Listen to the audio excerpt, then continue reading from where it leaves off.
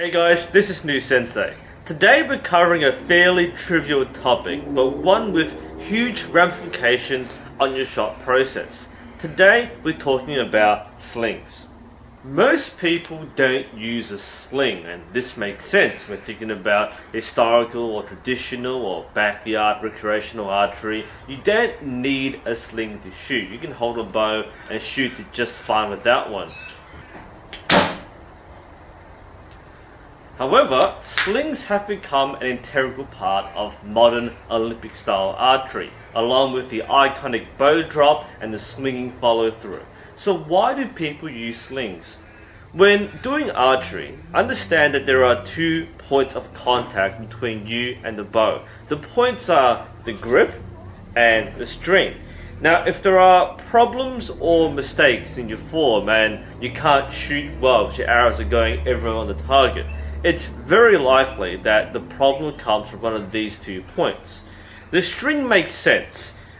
People who have problems releasing the string cleanly will see big problems on target. You can pluck the string, you can pull it out of alignment, you can release really poorly. All these things make sense.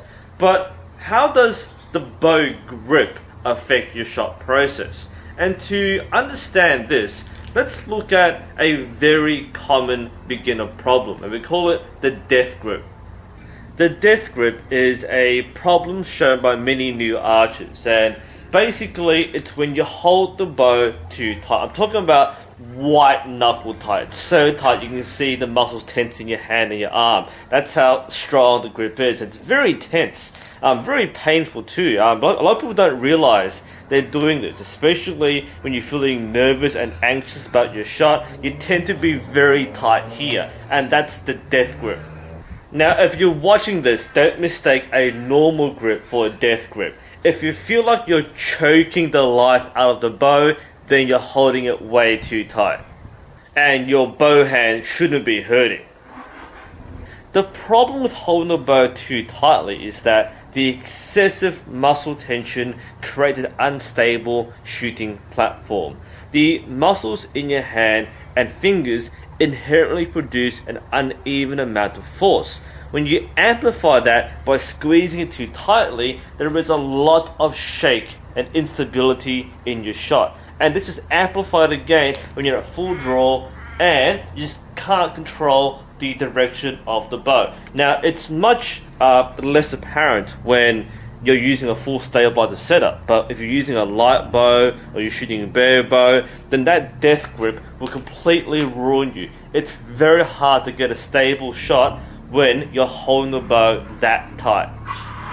Now, if I hold the bow gently, just by wrapping my fingers casually around the riser, then there is a much less chance of me shaking or torquing the bow, and that way I can guarantee a cleaner shot. But even so, having your fingers around the bow still has a minute amount of uneven pressure, and this is greatly amplified further down range when you're shooting at a long distance target. Now, for most people, it isn't that important. If you're getting grippings like this at 30 meters or 40 meters, then that's fairly good, you're fine. But competitive target shooters, and this includes the people shooting world championships and Olympic games, they're shooting at targets about that size at 70 meters, or it might be that really tiny X-ring at 18 meters, and you really need that precision and consistency. Even the slight variations caused by a relaxed grip must be eliminated. The way to solve this is to keep the fingers relaxed, having it naturally off the riser. Now, some people might feel more natural curling the fingers against the riser. This can be a problem as well because that actually makes you squeeze the riser. That can put pressure because your fingers are pushing against the bow. Now, you can also extend your fingers. That is also a problem, which I'll mention later. Extending the fingers adds tension in your hand. So you're actually pinching the riser between your fingers. That's also a bad thing. the most relaxed grip, and there's several ways of doing this, but the most relaxed grip is to keep the fingers naturally curled. You're not pushing against the riser, you're not squeezing the grip, all you're doing is keeping your fingers off like that. So when you hold the bow at full draw, it should look like this. So the fingers are off, and there's no tension around the bow. That's fantastic. The problem is that if I release the bow like this, the bow should naturally jump out of my hand. That's good because it shows that I'm not doing anything wrong by adding extra tension. It's bad because I'm standing on concrete and my bow costs $2,000. This is where the sling comes in. The sling is wrapped around the riser, allowing the archer to retain the bow and prevent it from dropping. This means that the archer is able to keep a relaxed hand and allow the bow to fall naturally. Note that this is not a conscious flourish. Everything at the point of release is about relaxation, and everything finishes the way it should without extra motion.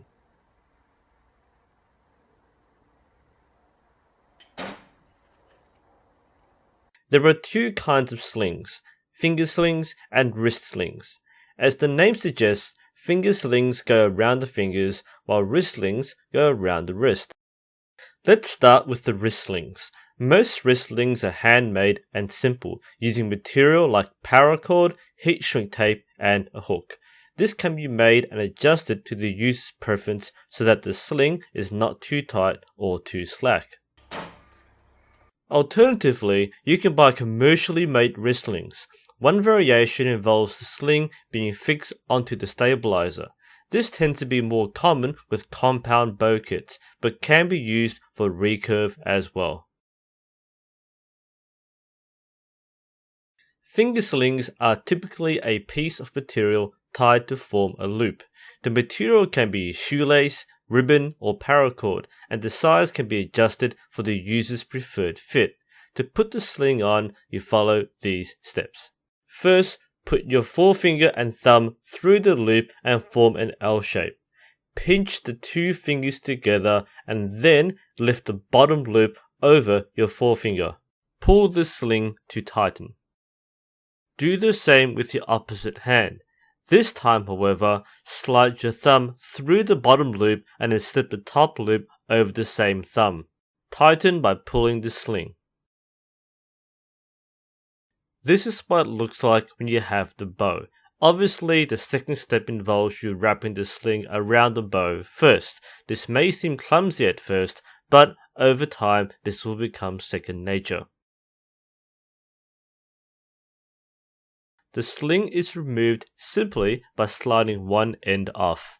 For convenience, it's normal for most archers to leave the sling on one finger, so that you can easily put the sling back on when you return to shooting. Which fingers you use depends entirely on what feels comfortable for you. Some use thumb and forefinger, others use thumb and middle finger. Likewise, which finger you take the sling off from also depends on what feels right for you.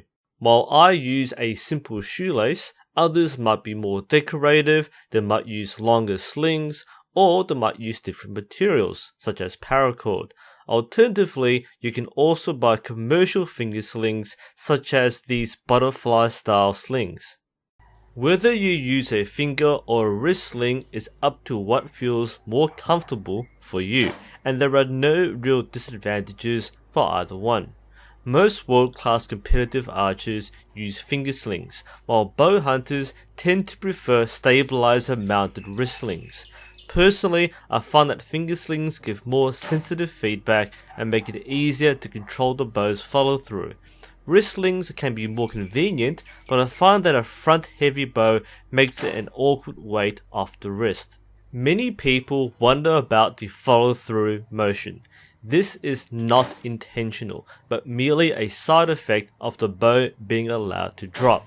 Note that the rotation of the bow is not force. This is something that happens because the stabilizers put the weight forward, allowing the bow to rotate by itself. You can, of course, use a sling with a bare bow. There's nothing wrong with that. It might look funny and be impractical in the field, but on the target range, it's fairly normal and it reinforces good habits. Do bear in mind that if you do use a bare bow, it won't tip forward the same way an Olympic recurve will. Again, this is because the Olympic recurve has stabilizers which put the weight forward and therefore it does rotate forwards. A bare bow will naturally tilt backwards. So when you shoot and you release and you let the bow come off naturally, it will tip backward and probably smack you on the head. The hardest thing that people find with using a sling is getting used to letting go. Most people, when starting out, will continue to hold the bow as if they were wearing a sling. And this is just plain habit and muscle memory. And really, you have to kick yourself out of this habit. You have a sling, your bow will not go anywhere. If you keep on holding on to it, you're defeating the purpose of using a sling. Another problem that people face is instinctively gripping the bow on release. Again, it's just habit. It's that paranoia where you might drop the bow, so you might have a relaxed grip here, but then you just snatch the bow on release.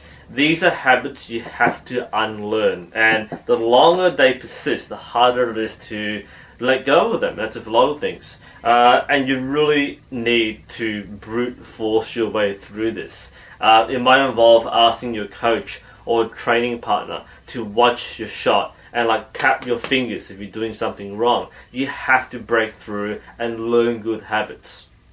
I also mentioned before that the correct grip is to keep your fingers relaxed and off the riser.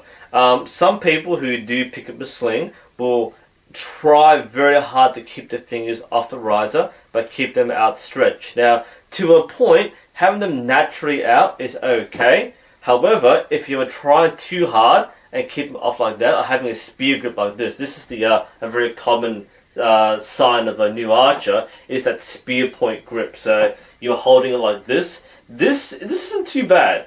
But the moment you start feeling tension in the back of your hand, then you're doing something wrong. You're adding tension to the bow, and that defeats the purpose.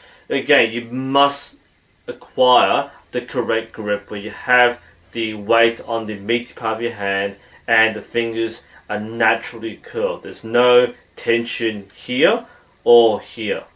The key is, if you do it right, the bow will jump off the hand naturally. It gets to the point where experienced archers who forget to put their sling on will actually drop their bow. I've seen this happen quite a few times. I've done it myself a few times, and it does show that you have the correct technique. Just don't drop it too often. Anyway, this is NUSensei. Hope you found this helpful and interesting. Thank you for watching, and I'll see you next time.